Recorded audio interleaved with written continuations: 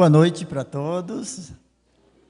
Irmãos, é muito bom estar aqui com os irmãos nesta noite, e eu gostaria de chamar a sua atenção para abrir a palavra de Deus no livro de 1 Timóteo, no capítulo 2. Nossa palavra aqui hoje não vai ser uma mensagem, vai ser uma palavrinha mais bem simples. Talvez você já, sem dúvida nenhuma, já sabe de tudo o que eu vou falar aqui. Você talvez dizer, eu já sei disso, né? Mas às vezes a gente sabe, mas não põe em prática, né? E esse é o problema. Então, se nós colocar em prática essas coisinhas bem simples que eu vou falar aqui, essa igreja já vai ser uma igreja bem diferente, né? E a gente precisa realmente pôr em prática as coisas simples, né? Os ensinamentos mais simples a gente precisa, se a gente colocar em prática. Se a gente não põe as coisas mais simples em prática, as coisas que você não, que é mais difícil, aí é que você não vai pôr mesmo, né? Então, vamos ler aqui, 1 Timóteo, no capítulo 2,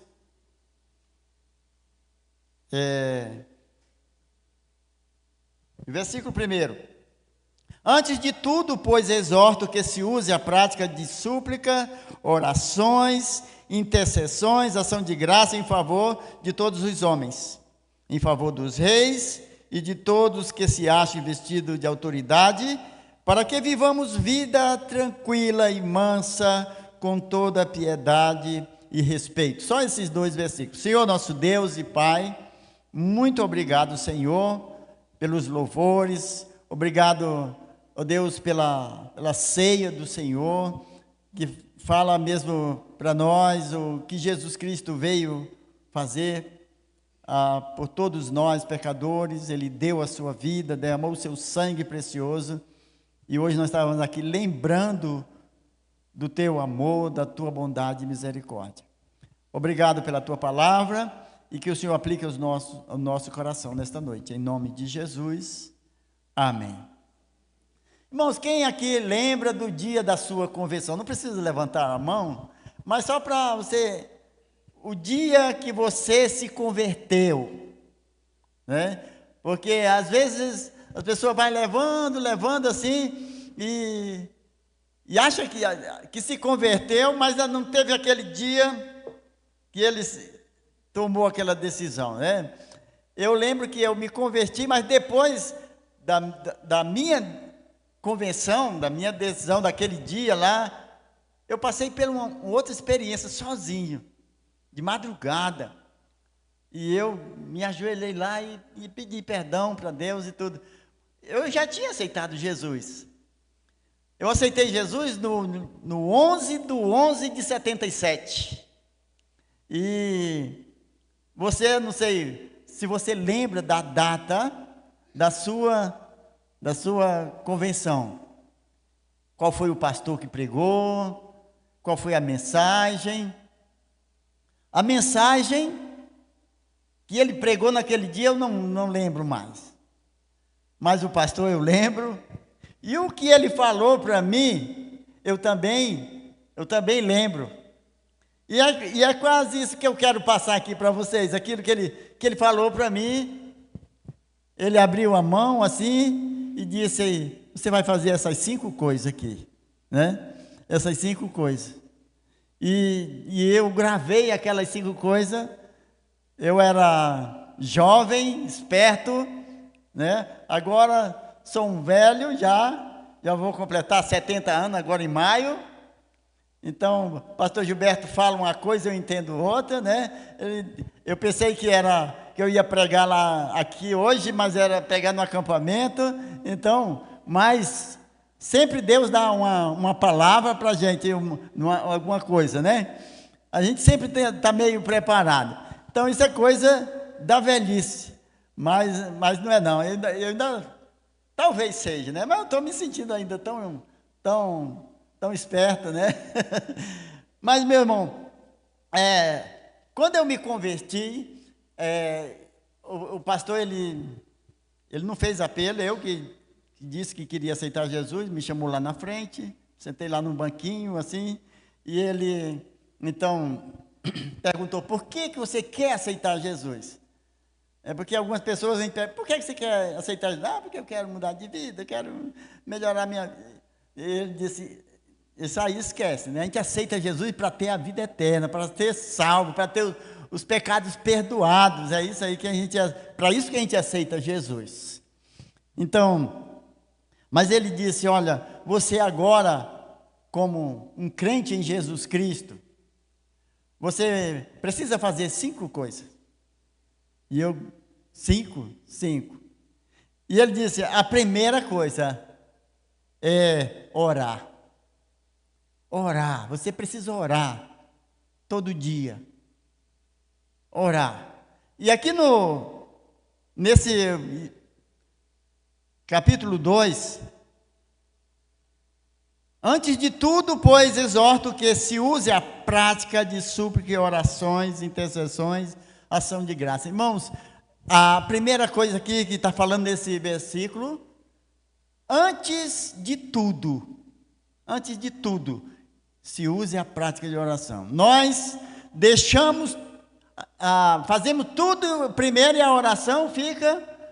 Hoje eu vinha com a minha esposa e todo dia a gente ora quando a gente vem para qualquer lugar. E eu disse para ela, lá perto do pedágio, nós nem oramos, hein? É verdade. Aí eu orei só aqui no coração. Deus escuta essa oração também, tá? Essa do coração. Mas, às vezes a gente deixa a oração para depois do café da manhã, para depois do WhatsApp da vida aí, do celular. De manhã você faz tudo. A oração até esquece de orar, né? E eu pensando, nós precisamos orar antes de tudo. Ele não falou esse versículo para mim não, mas eu estou falando agora. Antes de tudo, use a prática de oração, intercessão. Ele só falou que eu precisava orar. E a Bíblia diz que nós não temos nada porque nós não pedimos. E quando nós pedimos é para esbranger, né? Mas, então, antes de tudo, guarde essa palavra no seu coração, que é o que ele está falando aqui. Antes de tudo, pois, exorto. Antes de qualquer coisa, amanhã de manhã, comece amanhã de manhã. Antes de qualquer coisa, ore. Busque a Deus. Antes de qualquer coisa, tá? Essa foi uma das coisas que ele disse, orar. E se nós for falar de oração aqui, você já sei o que é oração, né? Todos nós já sabemos que a igreja precisa orar. E a igreja que ora, os irmãos que oram, a Bíblia diz para nós orar uns pelos outros, orar aqui pelos pastores, orar pelos reis, pelas autoridades, orar por todo mundo, orar pelos enfermos, orar por todos. Aqui, no capítulo 2 de 1 Timóteo, ele dá uma lista para aquilo que nós temos que orar e muito mais, né? Para que vivamos dias tranquilos. A igreja que pode viver dias melhores se nós orar ao Senhor, buscar a Deus de todo o nosso coração. Outra coisa que ele me aconselhou, ele disse assim, você precisa congregar. Ele foi colocando os dedos assim, orar, e a outra é congregar.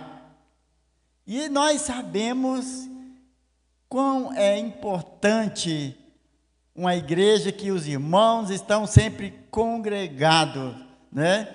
Não deixemos de congregar, Hebreus, né? Capítulo 10, versículo 25, diz assim, não deixemos de congregarmos como é costume de alguns. Então, tem algumas pessoas que tanto faz deixar de ir ao culto como não. Eu lembro A esposa desse pastor, eu faltei um culto, estava chovendo, logo quando eu me converti, né? E eu não faltava culto. E naquele dia estava chovendo, e eu digo, hoje talvez não tenha culto, eu não vou para a igreja. Quando foi no outro dia, ela me chamava de Epe, por que você não veio para o culto? Eu digo, porque estava chovendo. Ela disse, aqui ninguém deixa de vir para a igreja por causa de chuva, não. Nunca mais eu faltei, né? Então, às vezes as pessoas estão ouvindo um trovão lá longe, não, acho que eu não vou hoje não, porque vai chover e tal. Então, meus irmãos, nós temos que pôr em prática isso. As pessoas às vezes parece que não, acha que não faz falta, acha que não vai fazer diferença a sua presença aqui na igreja, mas como faz falta? Como é bom todos os irmãos da igreja, todo mundo cantando, todo mundo alegre, todo mundo tendo essa comunhão, todo mundo, porque congregar é para servir, é para louvar a Deus e também para nós ter essa comunhão com os irmãos. Como é importante nós estar congregado aqui na casa do Senhor. Então, essa foi o outro conselho que ele me deu, né? Orar, congregar, e ele disse também a outra coisa que nós falhamos muitos, tem alguns não, né? Mas a outra coisa ele disse, você precisa se alimentar. E ele falou assim, se você colocar dois porquinhos, um no chiqueiro, outro no outro, e você alimenta um bastante, e o outro você não dá quase nada para ele. Quando for no final do ano, você vai ver qual é o que está mais forte, o que está mais gordo, né? Ele usou isso aí. Então, nós precisamos nos alimentar da palavra de Deus. E as pessoas têm preguiça, às vezes, de ler a palavra de Deus. As pessoas não leem a palavra de Deus. Crentes mesmo não leem muito a palavra de Deus. Meus irmãos, leia mais. Mas eu leio. Então, leia mais. Nós precisamos ler mais. Quantas vezes você já leu a sua Bíblia inteira? Né? Quantas vezes? Tem gente aqui, eu sei que já leu, foi várias vezes. Muitos aqui já leram ela várias vezes, mas tem muitas pessoas que têm preguiça de ler a palavra de Deus. Então, como é importante a gente ler a palavra do Senhor, porque ela é o nosso alimento. A Bíblia diz, 1 Pedro, né, 2 Pedro, 1 Pedro, capítulo 2, versículo 2, né? Desejai ardentemente como criança recém-nascida, o genuíno leite espiritual, para que por ela vos seja dado crescimento para a salvação. Desejai ardentemente, desejai como aquela criança que quer mamar, quer o leite. E assim ele diz para nós também desejar a palavra dessa maneira. Desejar a palavra de Deus assim ardentemente. E precisamos ler muito mais a palavra de Deus. E como orar, primeiro de tudo, também leia a palavra de Deus. Busque, assim, ter todo dia lendo a palavra do Senhor. Vamos lá? Orar, congregar, se alimentar da palavra, né? Se alimentar da palavra. Mas tem uma outra coisa que ele falou. Testemunhar. E olha como foi maravilhoso. E naquele tempo, eu conheci minha esposa, que era lá da mesma igreja, e antes eu estava em outra cidade, vivendo uma vida diabólica, vamos dizer assim, e eu fui para a cidade dela, e lá alguém me convidou para ir à igreja, que ela se congregava, né? E lá então foi que eu aceitei Jesus, naquele lugar. Depois que eu aceitei Jesus, aí eu ia para todos os lugares que eles chamavam para ir para fazer o trabalho de Deus. Aí depois eu estava indo só, sem muita sabedoria, sem muito conhecimento. Eu lembro que a gente ia para um bairro lá chamado Papaconha. Eu fui lá ano atrasado e adivinha o que é que tem lá? Uma igreja bonita e um bocado de gente naquela igreja. E antes, eu pregando lá, me tremendo, mas com aquela vontade de pregar.